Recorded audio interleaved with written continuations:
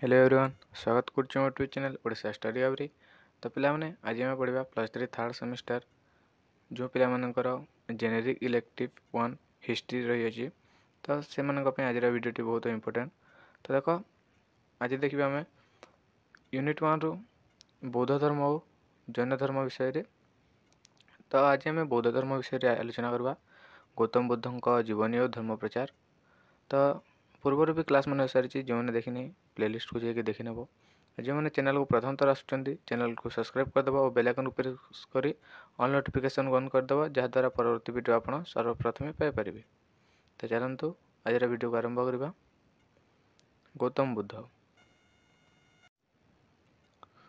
तो देख भारतर वैदिक ब्राह्मण्य धर्म को ख्रीष्ट जन्मर 700 वर्ष पूर्व अन्य जो धर्म अधिक क्षतिग्रस्त करता ताहा बौद्ध धर्म नाम ख्यात। तो देख भारतर वैदिक ब्राह्मण्य धर्म को ख्रीष्टपूर्व 700 वर्ष पूर्व अन्य जो धर्म अधिक क्षतिग्रस्त करता ताहा से बौद्ध धर्म नाम ख्यात।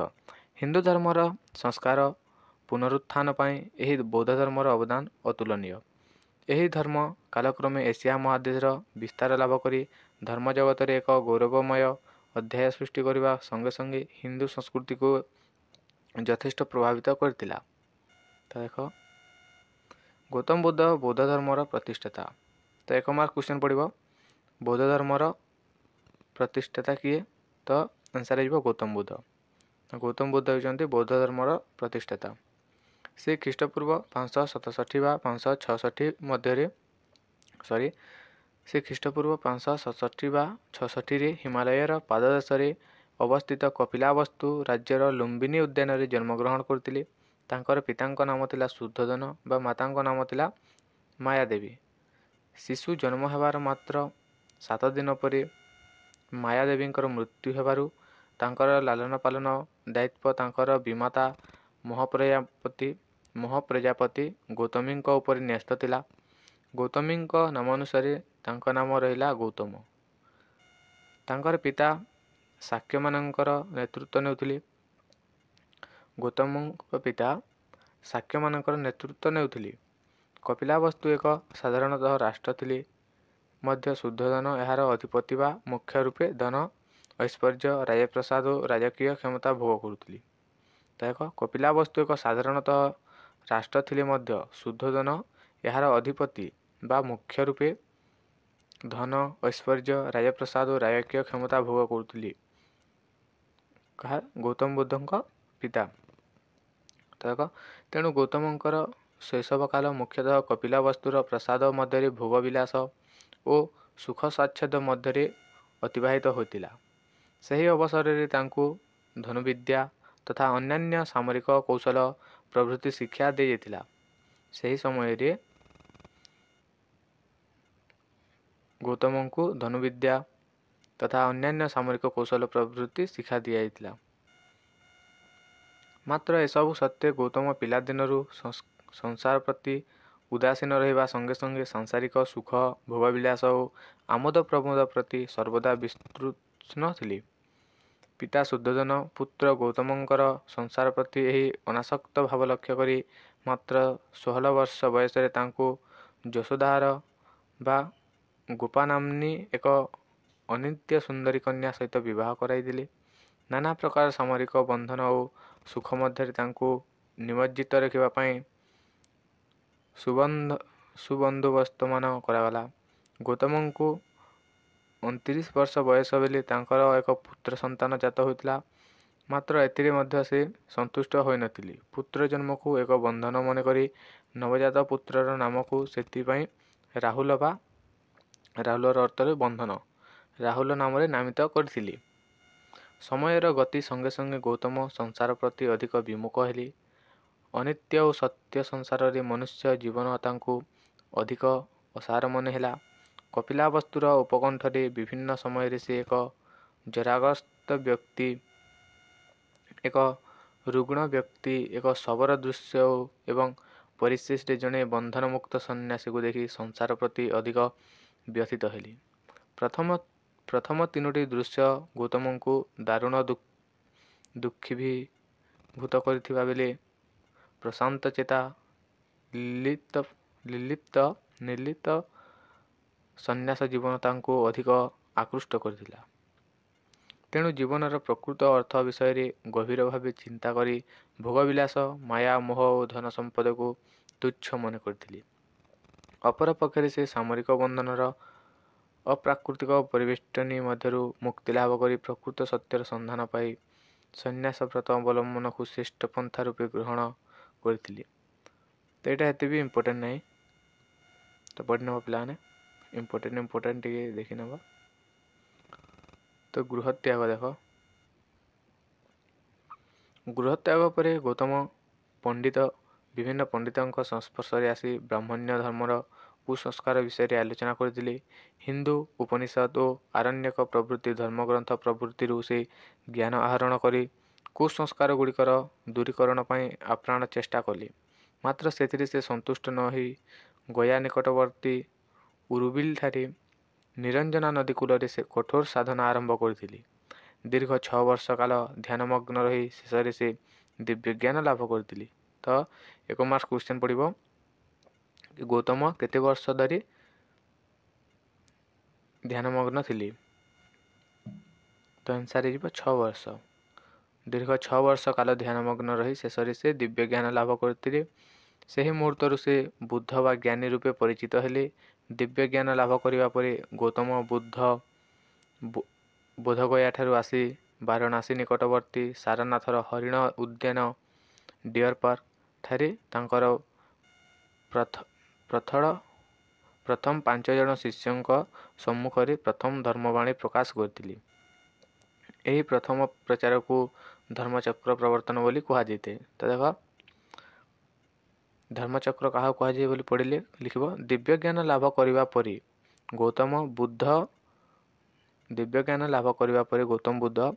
ବୋଧଗୟାଠାରୁ ଆସି ବାରାଣସୀ ନିକଟବର୍ତ୍ତୀ ସାରନାଥର ହରିଣ ଉଦ୍ୟାନ ଡିଅର ପାର୍କ ଠାରେ ତାଙ୍କର ପ୍ରଥମ 5 ଜଣ ଶିଷ୍ୟଙ୍କ ସମ୍ମୁଖରେ ପ୍ରଥମ ଧର୍ମବାଣୀ ପ୍ରକାଶ କରିଥିଲେ। ଏହି ପ୍ରଥମ ପ୍ରଚାରକୁ ଧର୍ମଚକ୍ର ବୋଲି କୁହାଯାଇଥାଏ। ବୁଝିଲା? ତ ତାଙ୍କ ଶିଷ୍ୟମାନଙ୍କ ସଂଖ୍ୟା ବୃଦ୍ଧି ପାଇଲା। ଏହିପରି ଭାବରେ ଦୀର୍ଘ 45 ବର୍ଷ କାଳ ସେ ତାଙ୍କ ଶିଷ୍ୟଙ୍କ ସହ ବୁଲି ସାରା ଭାରତରେ ବୌଦ୍ଧ ଧର୍ମର ସାରତତ୍ତ୍ୱ ପ୍ରଚାର କରି 80 ବର୍ଷ ବୟସରେ ପ୍ରାୟ ଖ୍ରୀଷ୍ଟପୂର୍ବ 487 ବା 486ରେ କୁଶିନଗର ବା କୁଶିନାରା ନାମକ ସ୍ଥାନରେ ନିର୍ବାଣ ପ୍ରାପ୍ତ ହୋଇଥିଲେ। ତେବେ ଦେଖିବା ବୌଦ୍ଧ ଧର୍ମର ତ୍ରିପିଟକ।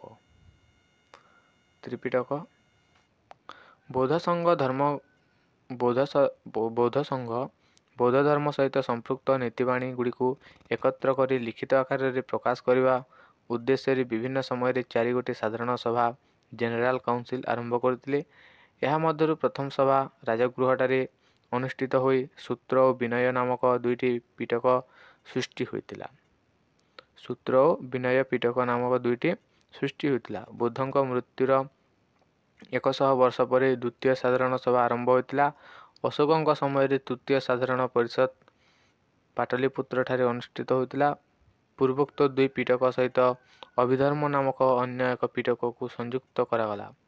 ତ ପ୍ରଥମେ କେଉଁ ପିଟକ ଥିଲା? ସୂତ୍ର ଓ ବିନୟ ପିଟକ ଥିଲା। ପରେ ଅଭିଧର୍ମ ନାମକ ଗୋଟିଏ ଅନ୍ୟ ଏକ ପିଟକକୁ ସଂଯୁକ୍ତ କରାଗଲା।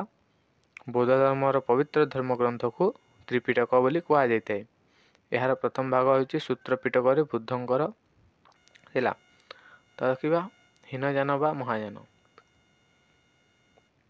ଖ୍ରୀଷ୍ଟୀୟ ପ୍ରଥମ ଶତକରେ ସମ୍ରାଟ କନିଷ୍ଠଙ୍କ ଶାସନ କାଳରେ କାଶ୍ମୀରଠାରେ ଚତୁର୍ଥ ସାଧାରଣ ସଭା 4th ଜେନେରାଲ କାଉନସିଲ ଅନୁଷ୍ଠିତ ହୋଇଥିଲା। ଏଠାରେ ବୌଦ୍ଧ ଧର୍ମ ହୀନଯାନ ଓ ମହାଯାନ ନାମରେ 2 ଭାଗରେ ବିଭକ୍ତ ହୋଇଥିଲା। ହୀନଯାନୀମାନେ ବୁଦ୍ଧଙ୍କର ପାରମ୍ପରିକ ନୀତିବାଣୀର ପୃଷ୍ଠପୋଷକତା ଥିବାବେଳେ ମହାଯାନପନ୍ଥୀମାନେ ଏଥିରୁ ଓହରି ଯାଇ ବୁଦ୍ଧଙ୍କୁ ଦେବତା ଆକାରରେ ହିନ୍ଦୁମାନଙ୍କ ଭଳି ପୂଜା କରିବାକୁ ପସନ୍ଦ କରିଥିଲେ। ଏହା ଫଳରେ ବୌଦ୍ଧ ଧର୍ମର ମହତ୍ତ୍ୱ ସଂକୁଚିତ ହେବା ସହିତ ହିନ୍ଦୁ ଧର୍ମର ପ୍ରାଧାନ୍ୟ ବୃଦ୍ଧି ଲାଭ କରିଥିଲା। ବୁଝିଲା? ତ ଦେଖ, ଏହିଭଳି ଭାବରେ ବୌଦ୍ଧ ଧର୍ମ ପ୍ରଥମରୁ ଏକ କ୍ଷୁଦ୍ର ତଥା ଆଞ୍ଚଳିକ ଧର୍ମ ସଂଗଠନର ଭାବରେ ଆତ୍ମପ୍ରକାଶ କରିଥିଲେ ମଧ୍ୟ କାଳକ୍ରମେ ସମ୍ରାଟ ଅଶୋକଙ୍କ ପରି ମହାନ ବ୍ୟକ୍ତିମାନଙ୍କର ପୃଷ୍ଠପୋଷକତା ଲାଭ କରି ଏହା ବିଶ୍ୱ ଧର୍ମରେ ପରିଣତ ହୋଇଥିଲା। ତେବେ ଦେଖିବା ବୌଦ୍ଧ ଧର୍ମର ନୀତିମାନେ। ପ୍ରଥମେ ଦେଖିବା 4 ଆର୍ଯ୍ୟ ସତ ଓ ଆଷ୍ଟାଙ୍ଗିକ ମାର୍ଗ। ଗୌତମ ବୁଦ୍ଧଙ୍କ ପ୍ରଚାରିତ ଧର୍ମକୁ ବୌଦ୍ଧ ଧର୍ମ କୁହାଯାଇଥାଏ। ଏହା କେତେକ ସରଳ ଓ ବାସ୍ତବ ନୀତି ଉପରେ ପ୍ରତିଷ୍ଠିତ। ଗୌତମ ବୁଦ୍ଧ 4ଟି ପ୍ରଧାନ ସତ୍ୟ ଆବିଷ୍କାର କରିଥିଲେ। ତାହା 4 ଆର୍ଯ୍ୟ ସତ୍ୟ ବା ଚତ୍ୱାରି ଆର୍ଯ୍ୟ ସତ୍ୟାନି ନାମରେ ପ୍ରସିଦ୍ଧ। ସେଗୁଡ଼ିକ ହେଲା ଦୁଃଖ, ଦୁଃଖର କାରଣ, ଦୁଃଖ ନିରୋଧ ଏବଂ ଦୁଃଖ ନିରୋଧର ପନ୍ଥା ବା ମାର୍ଗ। ବୁଦ୍ଧଙ୍କ ମତରେ ଏ ସଂସାରରେ ମନୁଷ୍ୟର ଜୀବନ ବା ଜନ୍ମ ଦୁଃଖପୂର୍ଣ୍ଣ, କାରଣ ଏହା ସର୍ବଦା ଜରା, ବ୍ୟାଧି ଓ ମୃତ୍ୟୁ ସହିତ ସମ୍ପୃକ୍ତ। ତ ବୁଦ୍ଧ କହିଥିଲେ ଏ ସଂସାରରେ ମନୁଷ୍ୟର ଜୀବନ ବା ଜନ୍ମ ଦୁଃଖପୂର୍ଣ୍ଣ।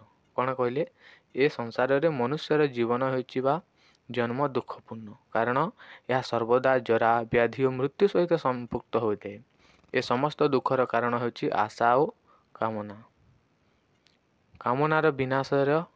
କାମନାର ବିନାଶେ ଦୁଃଖର ବିକାଶ ହୁଏ।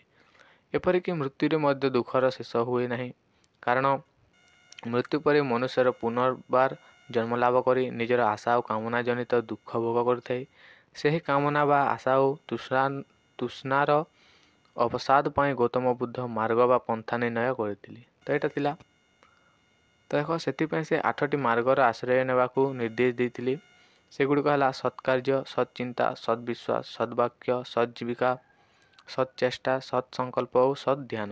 ଏହାକୁ ଆର୍ଯ୍ୟ ଅଷ୍ଟାଙ୍ଗିକ ମାର୍ଗ ବୋଲି କୁହାଯାଇଥାଏ। ବୁଝିହେଲା? ତେବେ ଦେଖିବା ମଧ୍ୟମ ମାର୍ଗ ବା ପୁନର୍ଜନ୍ମ ଓ କର୍ମଫଳ। ନିର୍ବାଣ ପ୍ରାପ୍ତି ପାଇଁ ବୁଦ୍ଧଙ୍କ ବର୍ଣ୍ଣିତ ଉପରୋକ୍ତ ଆଷ୍ଟାଙ୍ଗିକ ମାର୍ଗକୁ ମଧ୍ୟମ ମାର୍ଗ ବା ମଧ୍ୟମ ପନ୍ଥା ରୂପେ ବର୍ଣ୍ଣନା କରାଯାଇଛି, କାରଣ ସେହି ଅବସ୍ଥା ଅବଲମ୍ବନ କରିବା ପାଇଁ କଠୋର ସନ୍ନ୍ୟାସ ବ୍ରତ ଗ୍ରହଣ କରିବା ଆବଶ୍ୟକ ନଥିଲା। ସେହିପରି ବିଳାସ ବ୍ୟସନ ଓ ଧନ ସମ୍ପତ୍ତି ମଧ୍ୟରେ ସେହି ପବିତ୍ର ମାର୍ଗ ଅନୁସରଣ କରିବା ଅସମ୍ଭବ ଥିଲା। ତ ପିଲାମାନେ, ଏଇଟା ଥିଲା ତାଙ୍କର ନୀତିମାନେ। ତ ଦେଖିନେବ, ଟିକେ ଡିସ୍କସନ୍ କରିନେବ, ଖାଲି ସ୍କ୍ରିନଶଟ୍ ମାରିନେବ, ନୋଟ୍ କରିନେବ। ନିର୍ବାଣ ମାର୍ଗ। ପୁନର୍ଜନ୍ମରୁ ମୁକ୍ତି ହୋଇ ମୋକ୍ଷ ଲାଭକୁ ଗୌତମ ନିର୍ବାଣ ଆଖ୍ୟା ଦେଇଥିଲେ। ପୁନର୍ଜନ୍ମରୁ ମୁକ୍ତ ହୋଇ ମୋକ୍ଷ ଲାଭକୁ ଗୌତମ ନିର୍ବାଣ ଆଖ୍ୟା ଦେଇଥିଲେ। ସମସ୍ତ ପ୍ରକାର ଆଶା, ଆକାଂକ୍ଷା ଓ ସାଂସାରିକ ତୃଷ୍ଣା ପରିତ୍ୟାଗ କରି ପବିତ୍ର ଚିନ୍ତା, ବାକ୍ୟ ଓ କର୍ମ ଦ୍ୱାରା ମନୁଷ୍ୟର ନିର୍ବାଣ ଲାଭ ପାଇଁ ସମର୍ଥ ହୋଇପାରେ। ତେବେ ଅହିଂସା ଟିକେ ଦେଖିନିଅ। ଅହିଂସା ନୀତିରେ ଗଭୀର ବିଶ୍ୱାସ ରଖି ବୌଦ୍ଧ ଧର୍ମରେ ଜୀବନ ପ୍ରତି ଦୟା ପ୍ରଦର୍ଶନ କରିବା ଏକ ପରମ ନୀତି ରୂପେ ବିବେଚିତ ହେଉଥିଲା। ହିଂସା ପରମ ବ୍ୟାଧି ଏବଂ ଏହାର ଆଚରଣ ସବୁଠାରୁ ପାପ ବୋଲି ବୌଦ୍ଧ ଧର୍ମରେ ଉଲ୍ଲେଖ ରହିଅଛି। ବୁଝିହେଲା? ଦେଖ, ବୌଦ୍ଧ ଧର୍ମର ସଂସ୍କାର ନୀତି। ଗୌତମ ବୁଦ୍ଧଙ୍କର ପ୍ରଥମ ଓ ପ୍ରଧାନ ଲକ୍ଷ୍ୟ ଥିଲା ହିନ୍ଦୁ ଧର୍ମରୁ କୁସଂସ୍କାର ଦୂର କରି ଏହାକୁ ଅଧିକ ମାର୍ଜିତ ଓ ଲୋକପ୍ରିୟ କରାଇବା। ତେଣୁ ହିନ୍ଦୁ ଧର୍ମରୁ ବହୁ ପ୍ରଚଳିତ ପ୍ରଥା ବିରୁଦ୍ଧରେ ତାହାଙ୍କର ବାଣୀ ଶୁଣିବାକୁ ମିଳିଥିଲା। ହିନ୍ଦୁ ଧର୍ମରେ ସଂସ୍କାର ଆଣିବା ଉଦ୍ଦେଶ୍ୟରେ ସେ ଏହାର ଅନେକ କଠୋର ନିୟମକୁ ସ୍ୱୀକାର କରୁନଥିଲେ। ଈଶ୍ୱରଙ୍କ ବିଷୟରେ ସେ ଅସ୍ତି ବା ନାସ୍ତି କିଛି କହିନଥିଲେ। ସେଥିପାଇଁ ତାଙ୍କ ପ୍ରଚାରିତ ଧର୍ମରେ ଦେବାଦେବୀ ପୂଜାର ଆବଶ୍ୟକତା ନଥିଲା। କେମିତି ଅଛି ଦେଖିନେବ। ତ ଭାରତୀୟ ସଂସ୍କୃତି ଉପରେ ବୌଦ୍ଧ ଧର୍ମର ପ୍ରଭାବ କିପରି ପଡ଼ିଛି, ତ ଦେଖ, ପିଲାମାନେ ସ୍କ୍ରିନଶଟ୍ ମାରିନେବ ଏଇଟା।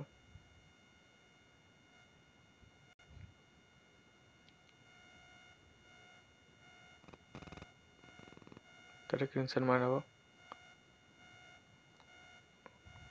ତ ପିଲାମାନେ, ଏଇଟା ଥିଲା ତୁମର +3 third semester generic elective 1 history ତ ଆଶା କରୁଛି ଭିଡ଼ିଓଟି ଭଲ ଲାଗିଥିବ। ଭିଡ଼ିଓଟି ଭଲ ଲାଗିଥିଲେ ତୁମ ସାଙ୍ଗସାଥିମାନଙ୍କୁ ସେୟାର କରିଦେବ, ଯାହାଦ୍ୱାରା ସେମାନେ ମଧ୍ୟ ଉପକୃତ ହୋଇପାରିବେ। ଧନ୍ୟବାଦ।